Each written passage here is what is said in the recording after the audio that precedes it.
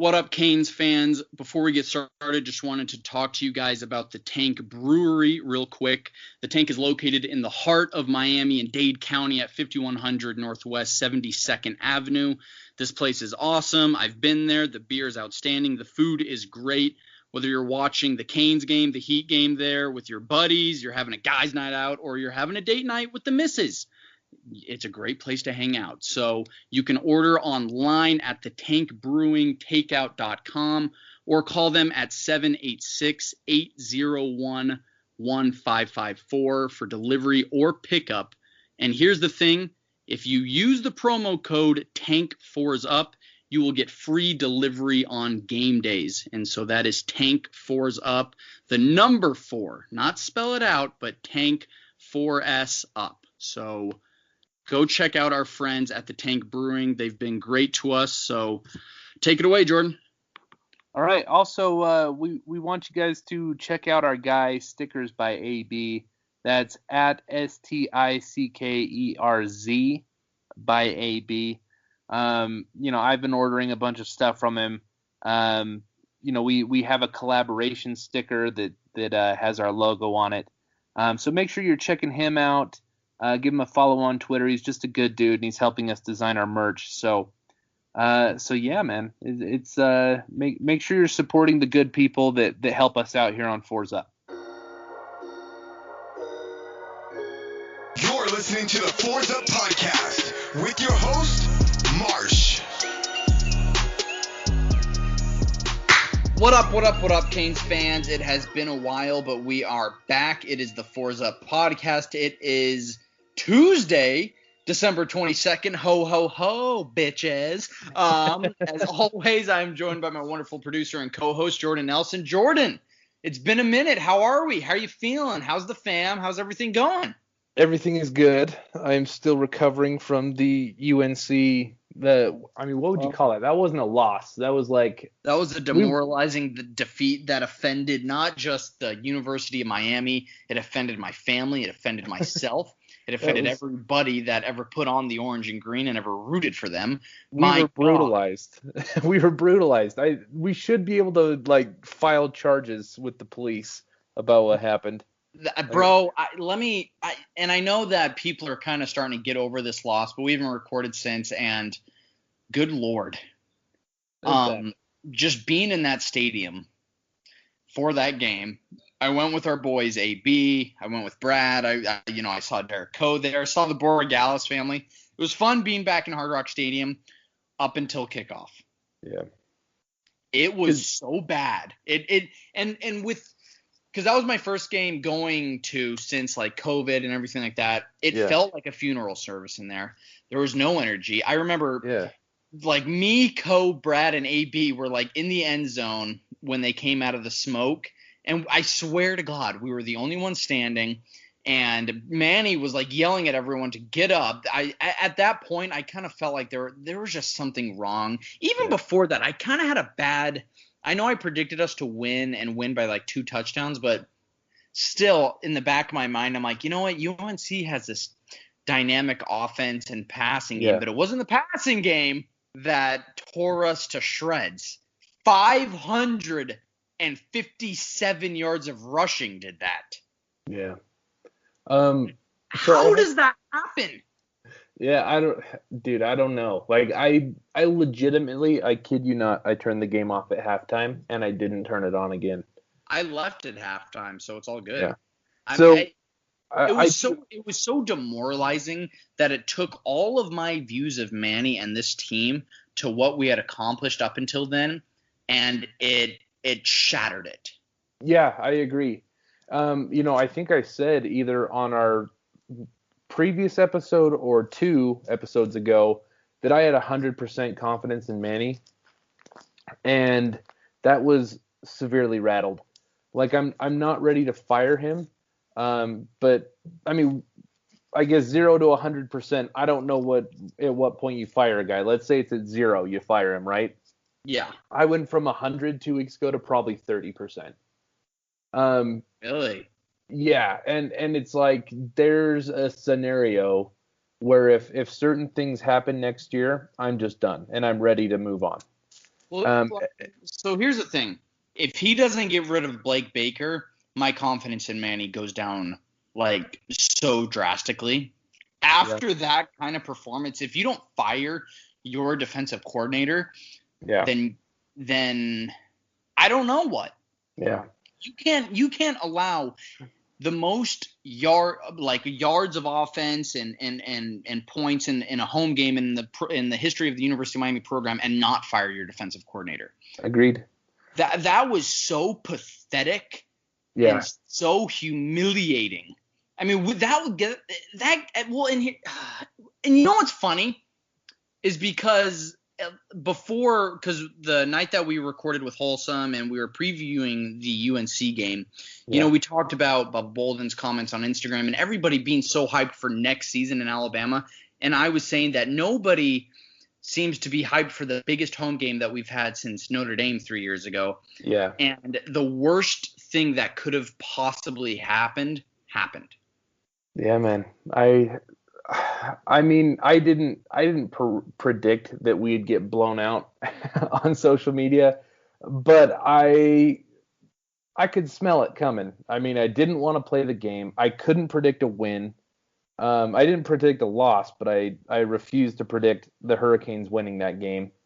And it had all the makings of what happened. Like, I don't know, man. You know, like Duke. It was that bad. The Duke game, made me want to believe that it would be different this time, and it didn't end up being different. So I guess let's put this loss in perspective, though. You know, because I don't want to come across as just being negative, right? Because we are 8-2. We have a lot of positives to talk about on this show. We do.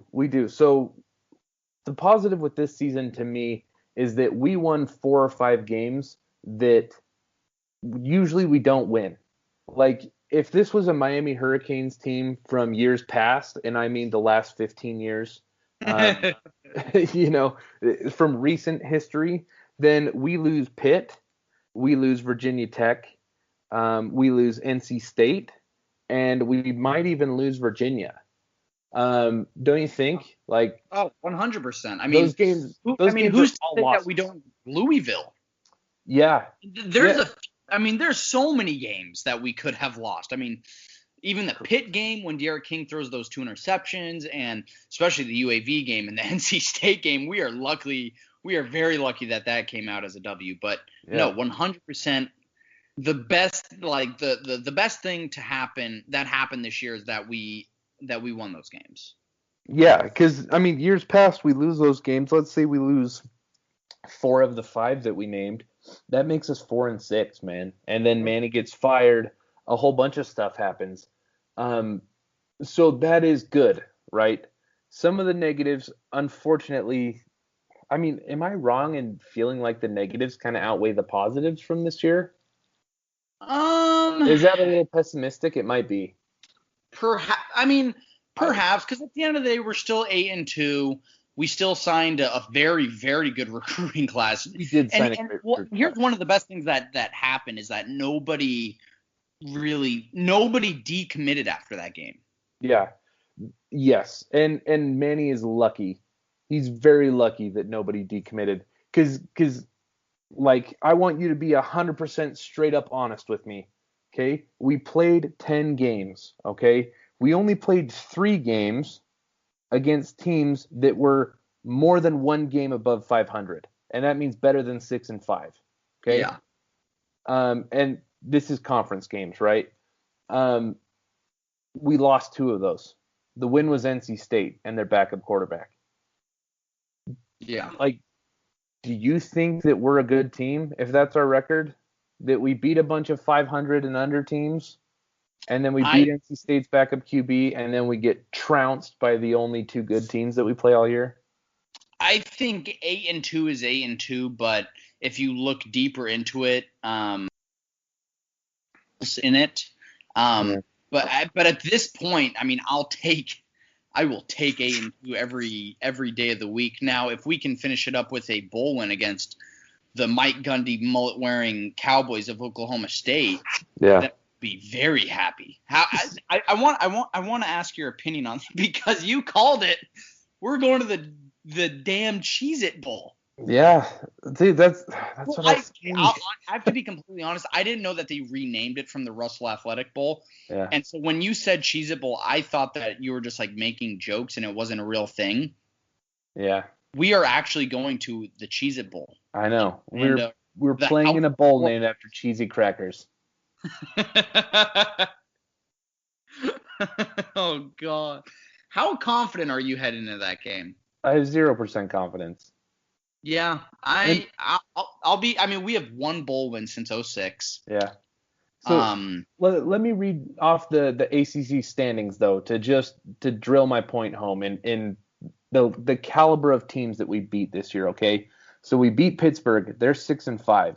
We beat Virginia Tech. They're 5-6. We beat Virginia. They're 5-5. We beat Louisville. They're 4-7.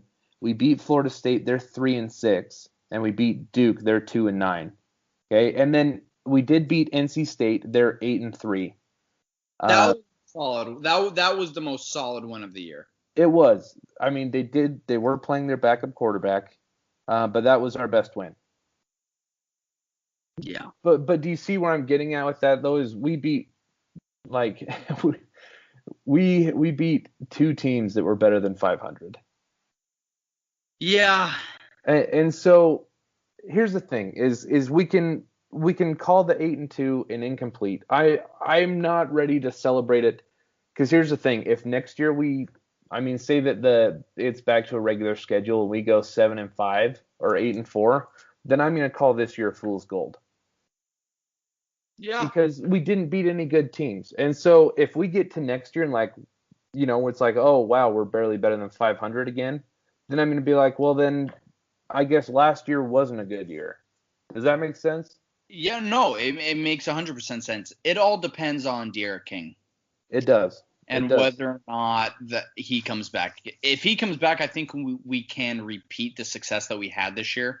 If he doesn't, and this all also depends on, if we can get another quarterback from the transfer portal, if King leaves. But even so, I mean, that kind of talent at quarterback is very, very rare. He's legit. I mean, he's very good. Maybe I'm reading too far into this, but I feel like there's some things that are concerning in the fact absolutely. that after the UNC game, we again had, a player say that not everyone was buying in. It's like, okay, Manny, what's the problem then? Because last year people weren't buying in. We had a drug problem in the QB room. We had people breaking curfew. We had people not even prepared for FIU, and we lost. And now, again, there's two different times where we have to say that there's players not buying in. At what point is the coach accountable for that? Because 100%. Because guess what? Everyone is coaching 20-year-old guys, okay? 20-year-olds are idiots mostly. That's true. But guess what? Every college team is full of 20-year-olds, okay? So, that's not an excuse. It goes to how you manage people. And they follow the example of their leader. Exactly. And do you want a hot take? This podcast is built on hot takes. Well, this is perhaps scorching. And here's one of my biggest concerns is you have this embarrassing loss, okay?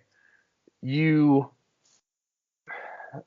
immediately go into a press conference and say, this loss was a great opportunity for all the kids that want to come play at Miami, which I hated that, dude. I hated that so much because what that is that's politics. That is such a political BS spin on a complete failure, he's trying to turn his failure in this game into, a positive, right? I hate it. Because it's easy to see through, and it's stupid, and I feel sorry for anyone that bought into it. But what scares me is, who probably won't buy into that is Ed Reed. Yeah. Do you think Ed Reed is really walking away from this year where we only beat teams that were under 500, and he's thinking, yeah, that was a good season? Well, I mean, we got our cheeks clapped by any decent team that stepped on the field with us. but then we can beat teams under 500. I highly